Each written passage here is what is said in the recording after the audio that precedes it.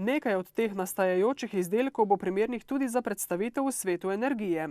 Gre pa za zanimive tehnologije, predvsem tukaj delamo recimo na strojnem delu zelo kompleksne lopatice, turbine recimo, oziroma Peltonove, Kaplanove, tudi Francisove se bomo lotili.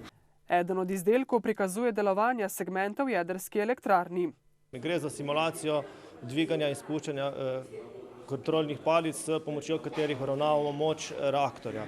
To pomeni, ko je elektrarna v normalnem delovanju, so te palice dvignjene, kot pa padejo, v bistvu, ko pa pride do kakšne kvare ali ko želimo reaktor zaustaviti, palice spuščamo na najnižjo točko.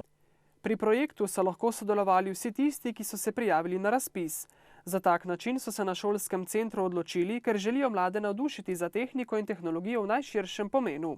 Ampak skušamo jih motivirati tako, da sami izberejo tisto, kar jim v nekem trenutku leži. Hkrati je bil pa dodaten izziv to, da so to v bistvu izdelki, ki predstavljajo tudi 4. izpitno enoto na poklicni maturi. Ja, mislim, da je to pravi način, zato ker v bistvu teme, ki so razpisane, so takšne, s katerimi se bo ravno tisti mladi srečevali v bistvu v življenju, v svojem strokovnem poklicu, ne.